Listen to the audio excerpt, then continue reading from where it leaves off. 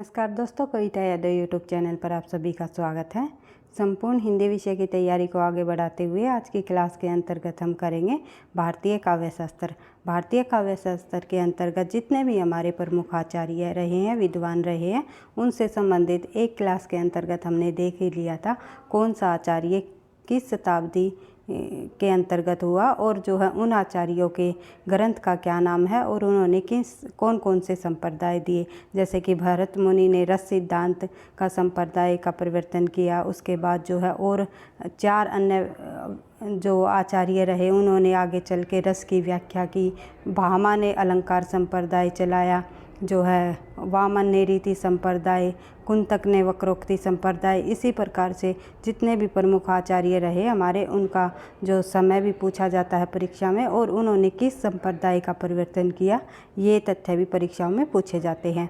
तो आज की और इन आचार्यों से संबंधित जितने भी उनके प्रमुख संप्रदाय रहे हैं, उन्होंने जो प्रमुख सिद्धांत दिए हैं, उनसे संबंधित भी परीक्षा में प्रश्न पूछे जाते हैं। इसी को ध्यान में रखते हुए आज की क्लास के अंतर्गत हम करेंगे आचार्य भरत मुनि से संबंधित रस सिद्धांत से संबंधित महत्वपूर्ण तथ्य।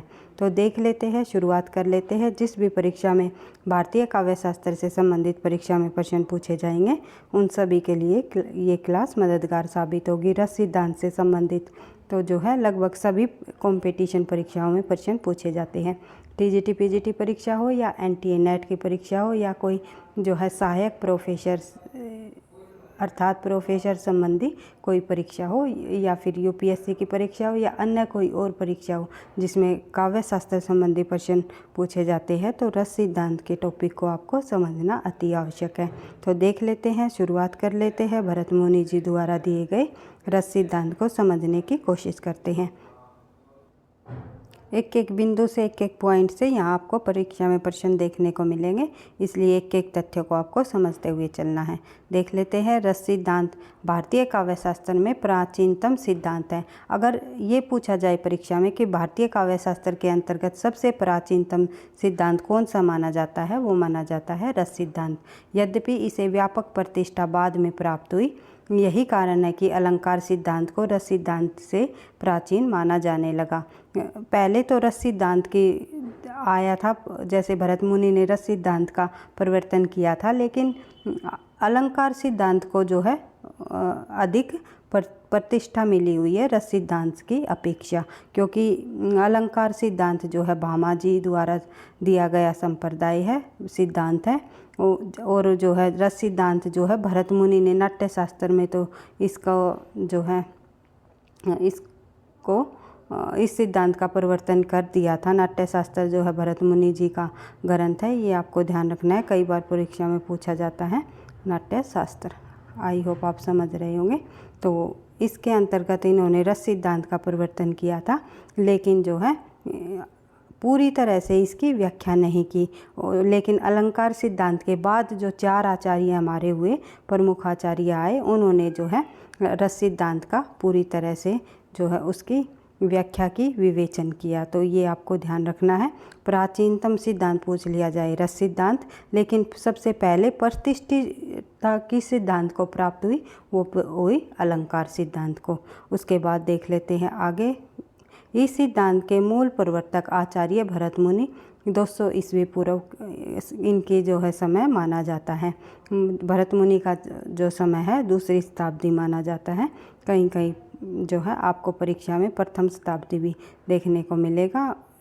अगर किसी पुस्तक में प्रथम शताब्दी देखने को मिले या तो प्रथम शताब्दी का उत्तरार्ध होगा, ना कि जो है 2री शताब्दी का पूर्वार्ध माना जाता है। इस प्रकार से ऑप्शन के अनुसार हमें प्रश्न का आंसर लगाना है। उन्होंने अपने ग्रंथ नाट्य शास्त्र में इस के विभिन्न अवयवों का विवेचन किया। जो नाट्य शास्त्र ग्रंथ है भरत मुनि जी द्वारा दिया गया, उसमें जो है इन्होंने रस के अवयवों का विवेचन किया है। भरत मुनि ने एक सूत्र दिया है जो कि परीक्षा में कई बार पूछा जाता है। विभावानुभाव व्याभिचारी संयोगादा रस निष्पत्ति। विभाव, अनुभाव और व्याभिचारी भावों के योग से ही जो है संयोग से ही रस की निष्पत्ति होती है। कई बार परीक्षा में ये प्रश्न हमें देखने को मिलता है। ये जो है कथन पूछ लिया जाता है, ये सूत्र दे दिया जाता है, ये किसके द्वारा दिया गया? विभाव अनुभाव व्याभिचारी संयोगादरस निष्पत्ति, अर्थात विभाव अनुभाव व्याभिचारी भाव के संयोग से ही रस की निष्पत्ति होती है। उसके बाद देख लेते हैं, और व्याभिचारी भाव जो है यहाँ पर भरत मुनि ने जो है संचारी भावों को कहा है। संचारी भावों को कई बार पूछा जाता है परीक्षा में, निम्नलिखित में से जो है भरत मुनि जी द्वारा संचारी भाव को क्या नाम दिया गया? तो व्याभिचारी भाव बताया गया। इन्होंने विभाव अनुभाव और व्याभिचारी भावों के संयोग से ही रस की निष्पत्ति होती है। इस प्रकार से बढ़ते हैं आगे। अगला हम देख लेते हैं महत्वपूर्ण बिंदु। इस सूत्र के आधार पर परवर्ती आचार्यों ने रस के स्वरूप पर तथा रस निष्पत्ति पर्याप्त विचार किया तथा इस सिद्धांत का विकास किया। यानी कि परवर्ती आचार्यों का मतलब होता है जो बाद में जिन्होंने रस की व्याख्या की, बाद के आचार्य। परवर्ती होता है भाई बाद के, और पूर्ववर्ती होता है पहले के। पूर्ववर्ती अगर कह दिया जाए तो पहले के आचार्य। तो इन शब्दों को आपको ध्यान से समझते हुए चलना है, क्योंकि ऑप्शन में जब आपको वहाँ पर 4 ऑप्शन मिलेंगे, इसी प्रकार के शब्द देखने को मिलेंगे, परवर्ती आचार्य, पूर्ववर्ती आचार्य। तो आपको समझना है कि भरत मुनि का जो सूत्र है उसकी व्याख्या परवर्ती आचार्यों ने की या पूर्ववर्ती? तो परवर्ती यानी कि बाद के आचार्यों ने। इस प्रकार से बढ़ते हैं आगे। अगला प्रश्न, अगला और महत्वपूर्ण बिंदु देखते हैं। भरत मुनि ने रस सिद्धांत के संबंध में जिस श्लोक को प्रस्तुत किया उसके अनुसार जिस प्रकार अनेक व्यंजनों और औषधियों के संयोग से रस की निष्पत्ति होती है, उसी प्रकार अनेक भावों के संयोग से इसकी निष्पत्ति होती है। भरत मुनि ने बताया कि अनेक, जैसे कि गुड़ आदि द्रव्यों तथा औषधियों आदि से रस उत्पन्न होता है, वैसे ही अनेक भावों के उपागत, उपागत का मतलब यहाँ पर होता है भाई उपागत की सामने आना, कि जो भाव सामने प्रकट होते हैं, प्राप्त होते हैं, ज्ञान प्राप्त होता है भाई। भावों का जब सामने, भाव जब सामने आते हैं तो उससे जो स्थायी भाव से जो है रस तव को प्राप्त होता है, यानी रस की उत्पत्ति होती है। ये माना है भरत मुनि के अनुसार। भरत मुनि जी ने जो है ये बताया है, और उसके इसी सूत्र के अंतर्गत इन्होंने बताया है कि जिस प्रकार से गुड़ आदि औषधियों से जो है रस की हमें प्राप्ति होती है, उसी प्रकार जो है भावों से भी हम जो है रस को महसूस करते हैं, रस का उत्पन्न होता, रस की निष्पत्ति होती है, अर्थात रस उत्पन्न होता है।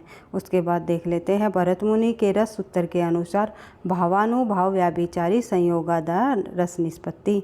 विभावानुभाव व्याभिचारी भावों के संयोग से ही रस की निष्पत्ति होती है, अर्थात विभाव अनुभाव व्याभिचारी भावों के संयोग से रस की निष्पत्ति होती है। निष्पत्ति का प्रथम प्रयोग भरत मुनि ने रस सूत्र में किया। ये पूछ लिया जाए निष्पत्ति का सर्वप्रथम प्रयोग किसने किया? तो निष्पत्ति का सर्वप्रथम प्रयोग जो है भरत मुनि ने अपने रस सूत्र में किया। शंकुक ने के अनुसार भरत मुनि के रस सूत्र में आए संयोग शब्द का अर्थ अनुमान है। यानी कि शंकुक के अनुसार भरत मुनि का जो रस सूत्र है उसमें जो संयोग का शब्द का जो अर्थ दिया हुआ है उसका है अर्थ क्या होता है? अनुमान। ये पूछा जाए तो कि शंकुक के अनुसार भरत मुनि द्वारा दिए गए सूत्र में संयोग शब्द का क्या अर्थ है? तो अनुमान है। इन्होंने जो है शंकुक ने अनुमिति सिद्धांत का प्रवर्तन किया था, अनुमतिवाद का सिद्धांत दिया था इन्होंने। ये आगे चल के हम पढ़ेंगे। शंकुक भी जो है रस के 4 व्याख्याताओं में शामिल है। रस के हमारे 4 व्याख्याता रहे हैं, भट्ट लोलट, भट्ट शंकुक, भट्टनायक और अभिनव गुप्त। इनके संबंध में भी किसने किस सिद्धांत को अपनाया है और उनका दर्शन क्या रहा है, इस प्रकार से सभी तथ्य हम देखने वाले हैं, क्योंकि यहाँ से परीक्षा में हमेशा प्रश्न पूछे जाते हैं। देख लेते हैं अब कुछ और महत्वपूर्ण तथ्य जिससे परीक्षा में हमें प्रश्न देखने को मिलते हैं। NTA नेट की परीक्षा हो या TGT PGT कोई भी परीक्षा हो, इन बिंदुओं से हमेशा ही परीक्षा में प्रश्न पूछा जाता है। पूछ लिया जाता है भरत मुनि के अनुसार कौन सा, जो भरत मुनि के रस विवेचन के अनुसार जो है कौन सा कथन असत्य है या सत्य है, इस प्रकार पूछा जाता है। रस आस्वाद होता है, आस्वाद नहीं। तो भरत मुनि ने रस को आस्वाद्य माना है, आस्वाद नहीं। तो ये आपको समझना है कि भरत मुनि ने जो रस को रस माना है, तो रस किस प्रकार का माना है कि भावों से उत्पन्न होता है, उसकी अनुभूति होती है हमें, जो जीवा से चखने वाला स्वाद वाला द्रव्य वाला रस नहीं माना इन्होंने, ये आस्वाद्य माना है। इस प्रकार आपको ध्यान रखना है। उसके बाद देख लेते हैं आगे। रस अनुमिति का विषय है, वह अपने में कोई अनुभूति नहीं है, यानी कि रस जो है अनुभूति का विषय है।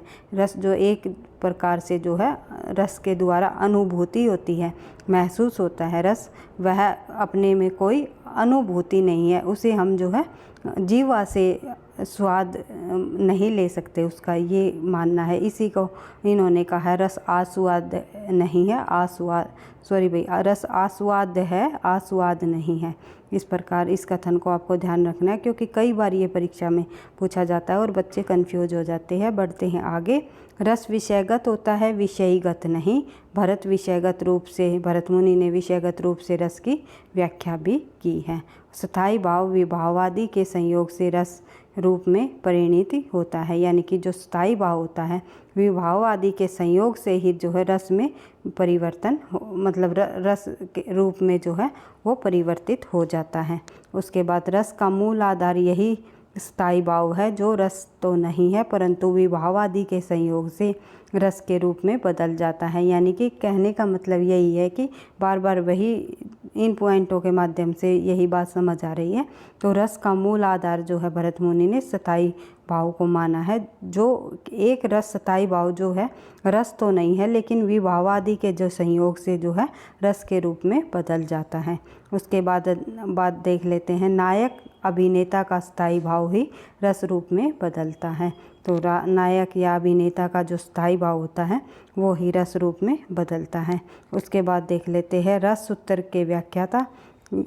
6 पॉइंट है, इन 6 पॉइंटों को भी याद रखना है आपको, क्योंकि उन पॉइंटों में से जो है परीक्षा में हमेशा हमें प्रश्न देखने को मिलते हैं। अधिकतर ये जो फर्स्ट पॉइंट मैंने आपको बताया ये वेरी इम्पोर्टेंट है परीक्षा की दृष्टि से।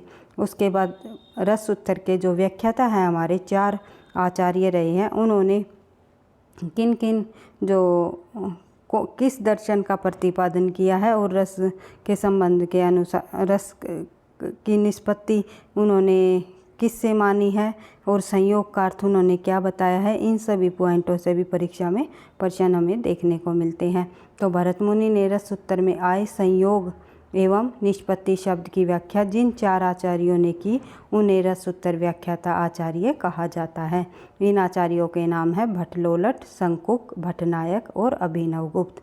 आचार्य भट्टलोलट का जो मत है वो है उत्पत्तिवाद। कई बार पूछा जाता है उत्पत्तिवाद या आरोपवाद किसके अनुसार जो है किसका मत है, किस 4 व्याख्याता रस के व्याख्याताओं में से किसका मत है, तो भट्टलोलट का। उत्पत्तिवाद या आरोपवाद कह सकते हैं।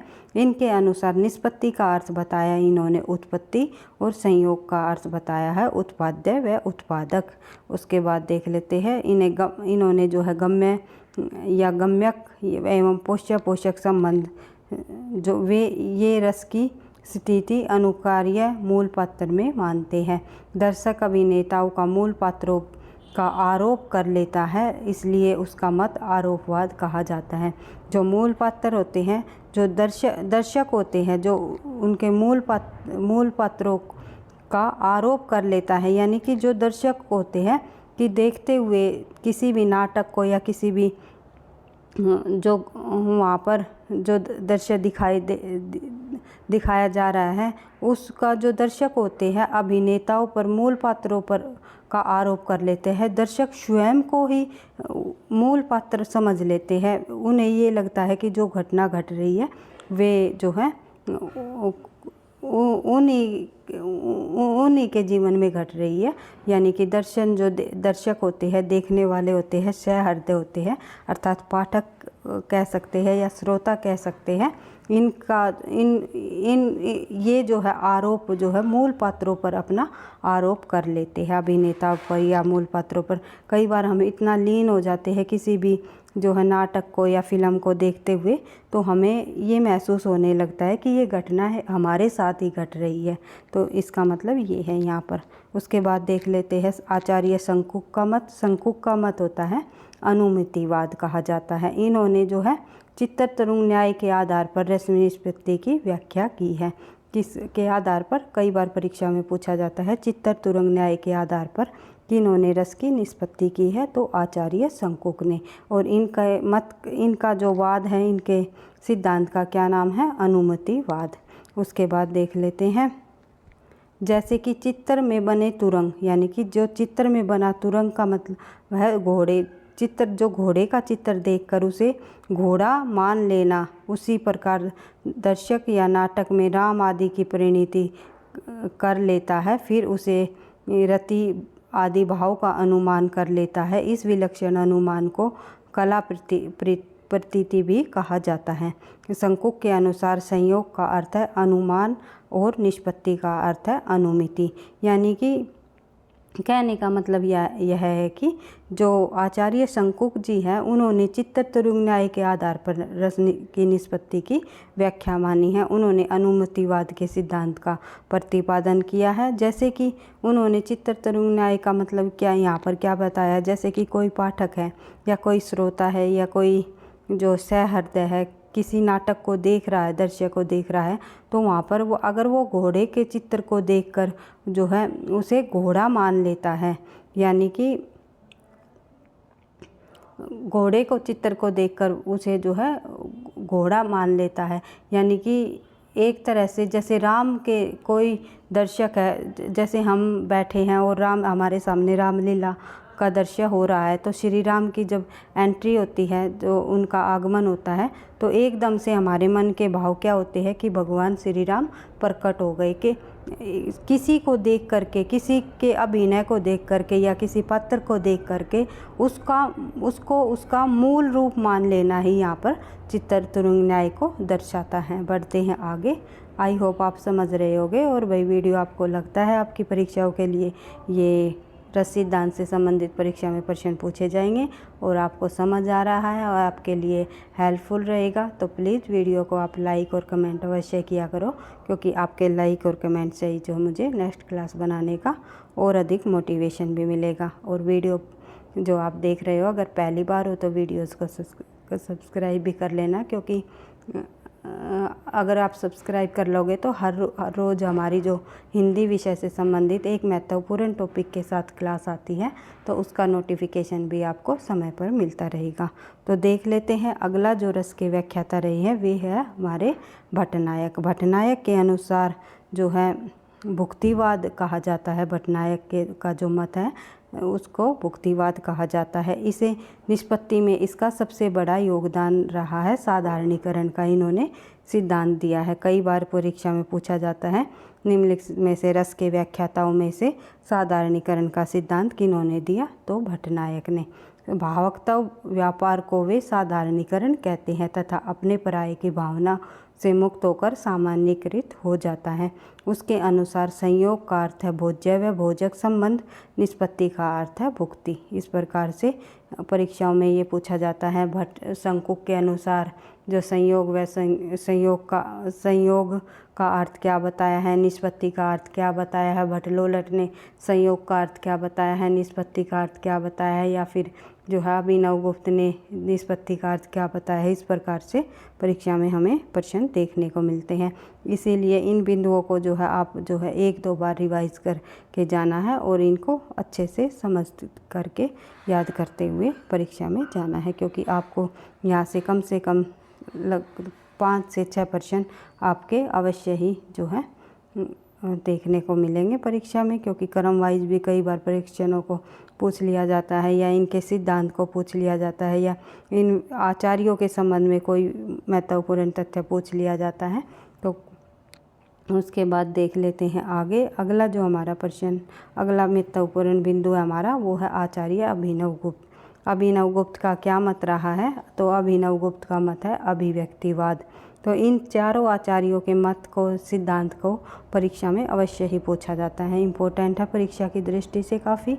तो वे रस की अभिव्यंजना का व्यापार मानते हैं। जैसे जल के छींटे देने से मिट्टी में व्याप्त गंध व्यक्त हो जाती है, उसी प्रकार से हृदय में वासना रूप से निरंतर विद्वान स्थायी भाव विभाव आदि के संयोग से अभिव्यक्त होता है। यानी कि रस के छींटे लगाने से, जैसे कि भाई जल के छींटे लगाने से जो है मिट्टी में जो उसमें जो गंध होती है, सुगंध होती है, वो व्यक्त हो जाती है, निकल कर आती है, सौंधी सौंधी सी खुशबू हमें आती है। उसी प्रकार जब से हृदय में जो वासना रूप जो हमेशा स्थायी भाव के रूप में विद्वान होते हैं, उसी से जो है उसका विभाव आदि का जब संयोग होता है तो उसकी अभिव्यक्ति हो जाती है।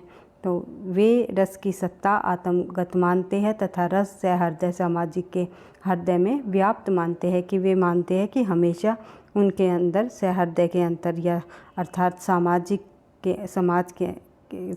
के अंतर्गत जो है हृदय में रस की जो है हमेशा व्याप्त होता है। रस की जो सत्ता होती है वो उनकी आत्मगत सत्ता के रूप में विद्यमान रहती है। उसके बाद अभिनवगुप्त के अनुसार निष्पत्ति का अर्थ है अभिव्यक्ति और संयोग का अर्थ है व्यंग्य व व्यंजक संबंध। इस प्रकार से हमने देख ही लिया इन चार विद्वानों के अनुसार। एक बार से इनके दर्शन और निष्पत्ति और जो है सिद्धांत और जो उन्होंने रस की अवस्थिति किस प्रकार से कि इनका भी हम रिवीजन करेंगे। तो रस सिद्धांत के समर्थक आचार्यों में भरत मुनि, आचार्य अभिनवगुप्त, आचार्य विश्वनाथ, आचार्य मम्मट, जगन्नाथ दास भट्टलोलट, आचार्य शंकुक भट्टनायक आदि के नाम आते हैं। अर्थात कहने का मतलब यह है कि रस के इन चार व्याख्याताओं के अलावा जैसे कि पंडित जगन्नाथ, मम्मट और जो है आचार्य विश्वनाथ, इन्होंने भी जो है ये भी जो है रस के समर्थक आचार्य माने जाते हैं। अगर परीक्षा में ये पूछ लिया जाता निम्नलिखित में से रस के समर्थक आचार्यों में से इनमें से कौन शामिल नहीं है, तो इस प्रकार आप जो है इन आचार्यों को ध्यान रख सकते हो, या फिर कौन शामिल है तो इन आचार्यों को विशेष रूप से आप ये ध्यान रख सकते हो। ये सभी के सभी आचार्य जो है रस के समर्थक आचार्यों में शामिल रहे हैं। उसके बाद देख लेते हैं आगे। रस काव्य की आत्मा है। रस को काव्य की आत्मा माना है आचार्य भरत मुनि जी ने। और काव्य को पढ़ते या सुनते समय हमें आनंद की अनुभूति होती है, इसे ही रस कहा जाता है। काव्यानंद को ब्रहानंद सहोदर कहा जाता है। पाठक या श्रोता के हृदय में स्थित स्थायी भाव ही इस रूप में परिणत होकर उसे आनंद प्रदान करता है। तो रस को ब्रहानंद सहोदर कहा जाता है, विश्वनाथ जी द्वारा कहा गया है। ये भी पूछा जा सकता है निम्नलिखित में से किसने रस को काव्यानंद को ब्रहानंद सहोदर कहा है, तो विश्वनाथ जी द्वारा कहा गया है। और एक आचार्य और रहा है जैसे कि भट्टनायक, शायद तो आगे चल के हम पढ़ेंगे। भट्टनायक ने भी रस को जो है ब्रहानंद सहोदर सबसे पहले कहा है, विश्वनाथ जी से भी पहले। तो देख लेंगे आगे किस आचार्य ने।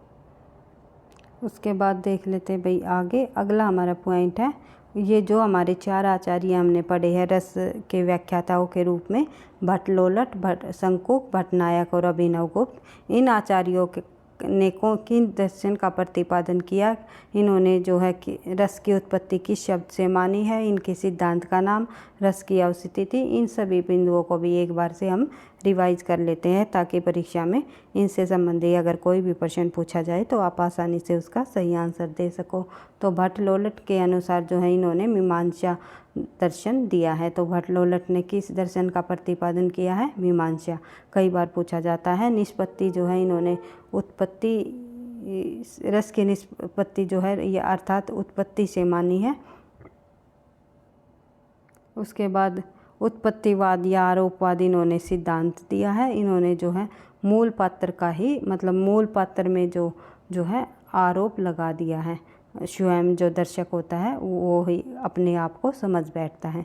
अनुकर्या जो है राम की अवस्थिति, जो स्वयं को ही राम की जो है स्थिति को समझ लेना, अनुकार्या। इसके बाद जो है शंकुक जो न्याय दर्शन अनुमिति, न्याय दर्शन का सिद्धांत दिया है और अनुमिति से निष्पत्ति मानी है। रस की निष्पत्ति और अनुमितिवाद सिद्धांत का प्रतिपादन इन्होंने किया है। अनुकर्ता जो है नट में जो रस की अवस्थिति मानी है। उसके बाद देख लेते हैं भट्टनायक के अनुसार साख्य दर्शन इनका रहा है, भुक्ति से निष्पत्ति मानी है और भुक्तिवाद या भोगवाद से इनके सिद्धांत का नाम है।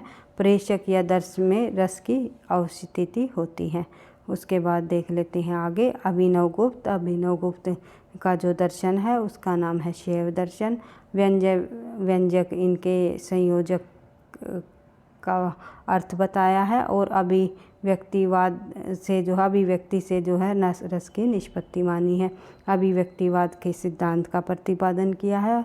सामाजिक सहृदय में रस की अवस्थिति को माना है। रस की स्थिति क्या रही, अवस्थिति क्या रही, इस प्रकार से जो है भट्टनायक ने प्रेषक दर्शक में मानी है, तो इन्होंने जो है अभिनवगुप्त ने सामाजिक हृदय में मानी है और शंकुक ने जो है अनुकर्ता या नट में मानी है और जो है भट्टलोलट ने जो है अनुकार्य अर्थात राम में मानी है।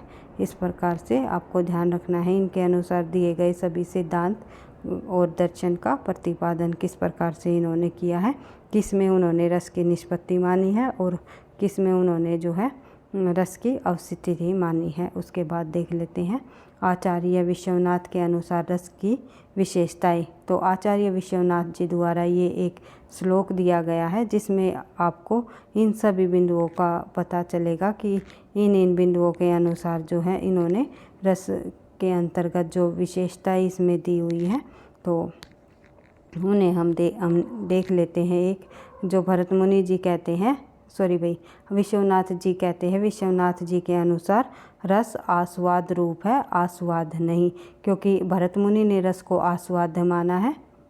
भरत मुनि ने आई होप आप समझ रहे होंगे। तो भरत मुनि ने रस को आस्वाद माना है, लेकिन विश्वनाथ ने आस्वाद नहीं माना।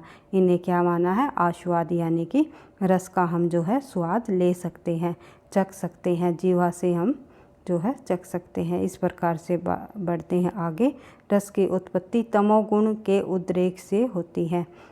गुण 3 प्रकार के होते हैं, सतोगुण, तमोगुण और रजोगुण। तो इन्होंने जो है रस की जो उत्पत्ति है तमोगुण के उद्रेक से होती है, यानी कि जो सबसे ज्ञानी व्यक्ति होते हैं, सबसे तेज होती है, उसी से जो है रस की उत्पत्ति होती है, यानी कि वृद्धि होती है उसी के द्वारा। उसके बाद रस ब्रह्मानंद सहोदर है, तो विश्वनाथ जी ने कहा है। उसके बाद रसानुभूति अलौकिक होती है। रस चिन्मय अर्थात ज्ञान स्वरूप होता है। रस स्वप्रकाशानंद होता है।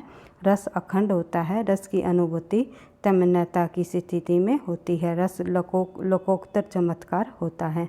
ये सभी जो विशेषताएं दी गई है ये विश्वनाथ जी के अनुसार दी गई है और भरत मुनि के अनुसार भी हमने जो है इनकी विशेषताओं को पढ़ लिया था। 6 विशेषताएं थी लगभग भरत मुनि जी द्वारा जो पॉइंट थे, हमारे 6 पॉइंट थे, इसके अंतर्गत 9 पॉइंट है।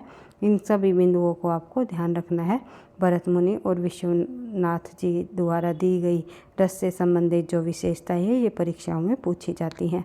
उसके बाद देख लेते हैं विश्वनाथ ने जो वाक्यम रसात्मक काव्य कहा है, रस को वाक्य की आत्मा कहा है। ये आपको काव्य की आत्मा जो है रस को माना है विश्वनाथ जी द्वारा। और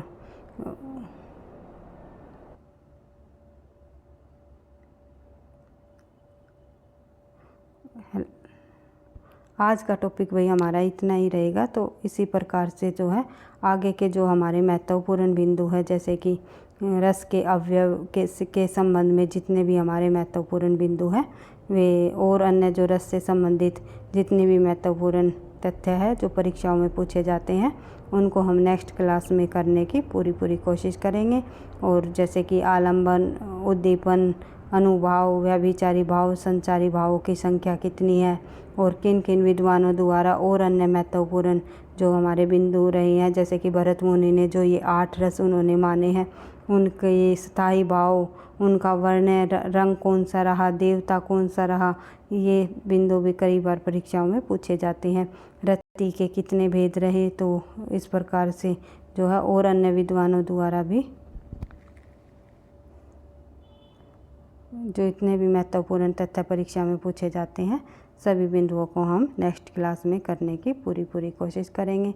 नेक्स्ट क्लास में हमारा रस सिद्धांत से संबंधित जो हमारा टॉपिक है, जिन जिन बिंदुओं से परीक्षा में प्रश्न पूछे जाते हैं वे सभी जो है कंप्लीट हो जाएंगे। इसी प्रकार से हर रोज़ हिंदी विषय से संबंधित कोई ना कोई महत्वपूर्ण बिंदु लेकर के, टॉपिक लेकर के हम जो है अपनी तैयारी को आगे बढ़ाते रहेंगे और अधिक से अधिक प्रश्नों का अभ्यास भी करते हुए हम जो है आगे बढ़ते रहेंगे। तो निरंतर अभ्यास ही सफलता का राज है। इसी उद्देश्य के साथ जो है हम अपनी तैयारी को आगे बढ़ाते रहेंगे। भाई वीडियो आपको पसंद आई तो लाइक करना, दोस्तों के साथ शेयर करना, चैनल पर पहली बार हो तो सब्सक्राइब कर लेना ताकि नोटिफिकेशन आपको समय पर मिलता रहे। पढ़ते रहना, आगे बढ़ते रहना। थैंक यू, धन्यवाद।